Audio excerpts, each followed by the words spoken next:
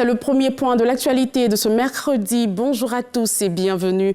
Nous démarrons en France où la Haute Autorité pour la bonne gouvernance de Côte d'Ivoire effectue une mission d'immersion pour apprendre des institutions françaises, mais aussi présenter son expertise. Un voyage d'études qui s'inscrit dans le cadre de la coopération internationale et du renforcement des capacités de lutte contre la corruption. Le président de l'institution, Epiphane Zoro-Bibalo, a eu plusieurs séances de travail ce mardi avec les responsables de la Haute Autorité pour la transparence de la vie publique de France. Michel Digré est à Paris pour RTI 1. C'est une mission d'immersion en France qui fera certainement bouger les lignes de la lutte contre la corruption en Côte d'Ivoire. Le président de la Haute Autorité pour la bonne gouvernance, Epiphane Zoro-Bibalo, est en séance de travail avec son homologue français Patrick Maté. Les deux délégations exposent sur leurs recettes pour exécuter leur feuille de route. Je pense qu'il y a des choses donc très intéressantes en Côte d'Ivoire. Je note notamment un certain nombre de points communs entre les situations ivoiriennes et françaises, notamment sur les obligations déclaratives.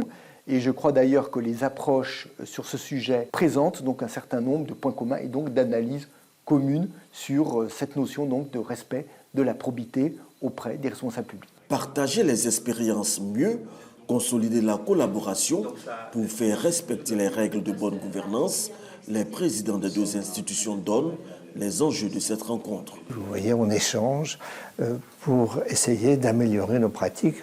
On est à la disposition de nos concitoyens pour améliorer la confiance dans la déontologie. C'est ça l'objectif que nous nous assignons et c'est un objectif qui est à renouveler, j'allais dire, quasiment quotidiennement. Pendant 10 années, nous avons recueilli des déclarations de patrimoine. Et depuis l'année dernière, nous sommes en train de mettre en place les mesures coercitives. C'est une nouvelle phase que nous devons démarrer les jours à venir. Et il était important de venir écouter nos homologues qui ont déjà cette expérience de traitement des déclarations de patrimoine et nous enrichir des bonnes pratiques, mais également partager avec nos homologues les pratiques que nous avons en Côte d'Ivoire sur la question des déclarations de patrimoine, mais pas seulement, également sur la conduite des investigations en matière de corruption et sur la mise en place d'un dispositif de recueil et de signalement des cas de corruption. Cette mission s'inscrit dans le cadre du projet d'appui au gouvernement ouvert francophone avec l'assistance technique d'Expertise France. Des eaux et forêts, Laurent Tchagba était récemment en France, Bordeaux précisément, dans le cadre de la 12e Assemblée générale mondiale du RIOB, Réseau international des organismes de bassin. Il a multiplié les initiatives et partenariats au cours de cette rencontre. Notre pays entend bénéficier de l'expertise du RIOB dans la mise en œuvre de stratégies nationales pour la gestion des ressources en eau. L'expérience du Maroc, pays pionnier dans cette spécialité, devrait également nous servir. Franck Quadio pour le compte-rendu. Bordeaux, dans la capitale de l'Aquitaine, bercée par les bassins à flot et autres paysages, se jouent les enjeux mondiaux liés à la gestion des ressources en eau. La Côte d'Ivoire représente et multiplie les séances techniques, mais aussi renforce les partenariats. L'intérêt de cette rencontre entre Laurent Tchagba et son homologue du Maroc, dont le pays achève d'assurer la présidence du réseau international des organismes de bassin. Mais pour nous, c'est une opportunité de rafraîchir les éléments du protocole d'accord que nous avons signé avec le Maroc à Bali pour pouvoir bénéficier de l'expérience du Maroc pour relever des défis importants pour nous, la Côte d'Ivoire. Et dans ce cadre-là, nous avons décidé que nous allions participer à la Semaine de l'eau de Côte d'Ivoire avec nos experts pour pouvoir identifier en fait les points de coopération majeurs sur lesquels nous allons agir. Dans le cadre de la coopération transfrontalière, la Côte d'Ivoire entend bénéficier davantage de l'assistance du RIOB pour l'achèvement de son projet de création d'agences nationales dédiées à la gestion des différents bassins. Une ambition rappelée au secrétaire général du réseau dont la prochaine Assemblée générale mondiale aura lieu en 2027 au Brésil.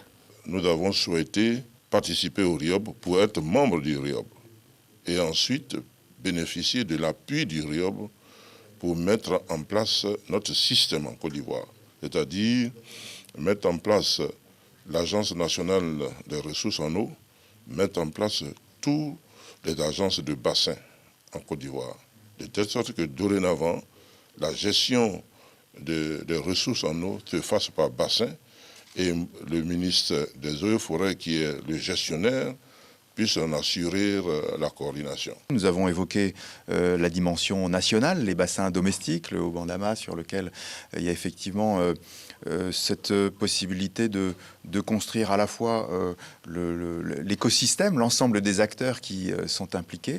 Les défis liés à la gestion des ressources en eau sont nombreux. À Bakou, en Azerbaïdjan, dans quelques jours, plusieurs pays, dont la Côte d'Ivoire, feront entendre les voix des plus vulnérables sur la nécessité d'investir dans la pérennité de l'eau.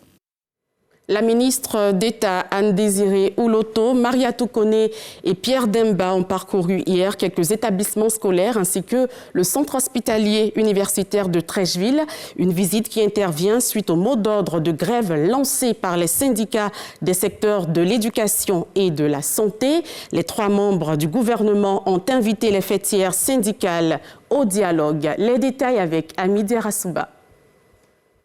Anne-Désirée Ouloto, ministre d'État, ministre de la fonction publique et de la modernisation de l'administration, accompagnée de Mariatou Kone, ministre de l'Éducation nationale et de l'alphabétisation, et de Pierre Demba, ministre de la Santé, de l'Hygiène publique et de la couverture maladie universelle, sillonnent quelques établissements scolaires et le centre hospitalier universitaire de Treichville. Objectif, faire un état des lieux du mot d'ordre de grève lancé par plusieurs syndicats dans les secteurs de l'Éducation nationale et de la santé. Premier halte, le collège moderne autoroute. Aucune perturbation. Les cours se déroulent normalement. Même constat au groupe scolaire régional dans la commune de Treichville. Depuis 7h30, les enseignants de la circonscription de Treichville sont à leur poste. Nous avons travaillé le matin et cet après-midi, nous devons continuer. Enfin, nous continuons. Nous pensons qu'un syndicat responsable et doyen, nous pensons qu'on doit, même si à la grève, on va partir à la négociation. Pourquoi ne pas commencer par la négociation? C'est pour cela que nous avons dit que nous ne sommes pas signataires du mot d'ordre de grève et vous constatez que dans nos zones, au niveau du primaire, la situation a été maîtrisée. Mariatou Kone rappelle que le ministère privilégie la voie du dialogue. Le thème de notre année, c'est être un citoyen responsable pour une école de qualité. Si on veut l'école de qualité, qu'on est citoyen responsable, c'est ce qui a été fait. Les enseignants sont à leur poste. Les élèves sont à leur poste, l'administration est à son poste. Je voudrais donc féliciter tous ceux qui ont choisi la voie de la responsabilité, la voie de l'engagement, la voie du dialogue, la voie de la négociation. Au CHU de Treichville, tous les agents sont à la tâche, à la grande satisfaction du ministre de la Santé. Nous avons fait le point de tous les services. Il n'y a pas un seul agent qui n'est pas à son poste. Nous voulons louer l'esprit de responsabilité, l'esprit citoyen donc, de nos agents qui ont compris que pour aller donc, vers des solutions, il faut accepter donc, de s'asseoir et discuter. Madame la ministre d'État a pris toutes les discussions pour que le comité consultatif qui manquait à la chaîne donc, de décision donc, soit mis en place. Et je crois qu'il appartient à nos agents, en toute responsabilité, donc, de venir avec des propositions de solutions pour que le gouvernement puisse examiner. La ministre d'État Anne-Désirée Ouloto réitère l'engagement du gouvernement à poursuivre les négociations avec tous les acteurs dans le cadre du dialogue social. L'éducation de nos enfants, la santé sont des droits fondamentaux. Je voudrais féliciter au nom du chef du gouvernement, au nom du président de la République, tous ces braves fonctionnaires qui, dans nos établissements, dans nos centres de santé, dans nos CHU, se battent avec la plus grande détermination pour faire en sorte que le service public soit assuré. Pour notre part, le comité consultatif de la fonction publique va continuer son fonctionnement. Nous aurons jeudi prochain une importante réunion. Pour rappel, les syndicats du secteur éducation-formation annoncent un arrêt de travail de 3 jours. À compter du mardi 15 octobre 2024, le gouvernement se dit prêt au dialogue et entend prendre toutes les dispositions pour le bon déroulement du service. Et parlons toujours de dialogue social. Une délégation togolaise est en visite de travail dans notre pays. Elle est venue s'inspirer du modèle ivoirien, conduite par le ministre togolais en charge du service public, du travail et du dialogue social. La dite délégation a été reçue ce mardi par la ministre d'État, ministre de la fonction publique et de la modernisation de l'administration, Anne Désiré Ouloto. Les échanges ont porté sur la réforme de la formation continue, le dialogue social permanent avec les partenaires sociaux et la digitalisation de l'administration. Un mot de santé dans ce 6h30, lutte contre la rougeole et la rubéole. Du 18 au 24 octobre prochain se tiendra une campagne de vaccination destinée à plus de 6 millions d'enfants âgés de 9 à 59 mois. Elle se tiendra dans les 113 districts sanitaires de notre pays.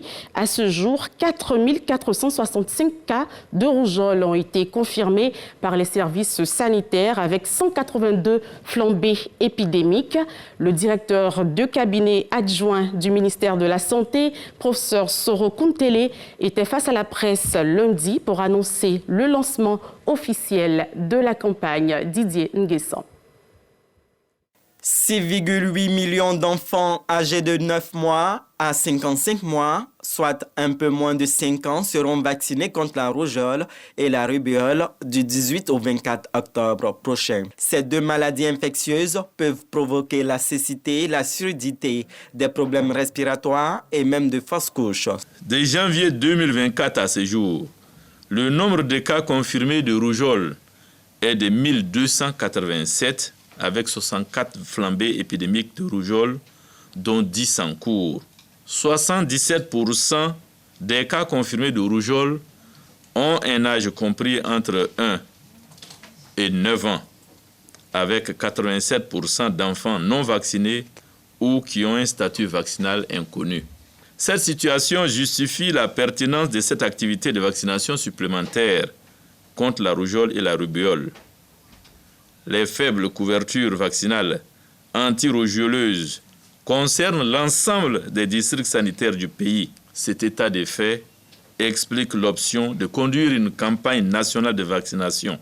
San Pedro fait partie des districts sanitaires les plus impactés selon la dernière campagne de surveillance épidémique, d'où son choix pour le lancement de cette campagne. De 2021 à 2023, le nombre de cas confirmés de rougeole est passé de 1974 à 1361, avec 75 flambées épidémiques en 2021 et 2022 et 42 flambées épidémiques en 2023 dans les districts sanitaires. Le vaccin contre la rougeole et la rubéole est de type sous-cutané et est administré gratuitement. La vaccination contre la rougeole et la rubéole est entièrement gratuite. Didier Nguessan l'a dit. Faisons donc vacciner nos enfants. Du sport football à présent, éliminatoire CAN 2025. Les éléphants ont été surpris ce mardi par la Sierra Leone. Ils se sont inclinés dans les derniers instants de cette confrontation. Une rencontre conclue par une défaite, là où les poulains de Faye et Mers auraient pu se qualifier directement pour la CAN Maroc 2025 en cas de victoire. Arsène Kouassi et Salif Ouattara pour les précisions. Le complexe sportif Samuel Doé de Monrovia n'a pas souri aux éléphants ce mardi. Face à une équipe révoltée de la Sierra Leone, Franck Kessié et ses coéquipiers ont eu du mal à se retrouver sur la pelouse. Malgré les 55% de possession du ballon, la Côte d'Ivoire n'a pas réussi à trouver les filets du portier Francis Koroma, cette fois-ci galvanisé par son public. Pour s'assurer sa première victoire en 8 confrontations face à la Côte d'Ivoire, la Sierra Leone peut remercier son attaquant Amadou Bakayoko, auteur de l'unique but de la rencontre, à 5 minutes de la fin du temps réglementaire. Emmanuel Samadia fort devant le but, le coup de tête et c'est au fond. Première défaite des Faye et Mers qui était sur une pente ascendante depuis la CAN 2023. Cette défaite retarde la qualification des éléphants pour la CAN 2025. La Côte d'Ivoire reste cependant leader de la poule G avec 9 points, devant la Zambie deuxième avec 7 points, ainsi que la Sierra Leone troisième avec 4 points désormais et le Tchad quatrième avec 2 points. Prochain match des éléphants au mois de novembre face à la Zambie. Un match décisif pour la qualification. Une bonne chance aux éléphants de Côte d'Ivoire pour la suite de la compétition. Et pour terminer, hors de chez nous, les livres de la sud-coréenne Han Kang, qui a récemment remporté le prix Nobel de littérature, se sont vendus à plus d'1 million d'exemplaires localement en quelques jours. Annonce faite ce mercredi matin par 3 grandes librairies du pays qui disent n'avoir jamais connu une situation pareille. Première femme asiatique à remporter ce prix littéraire, la romancière de 53 ans a été récompensée pour sa prose poétique intense qui affronte les traumatismes historiques et expose la fragilité de la vie humaine. C'est la fin de ce point de l'actualité. Merci de l'avoir suivi. Retour de l'information sur RTI 1, 10h. Je vous retrouve demain à 6h30. Agréable journée et prudence sur les routes.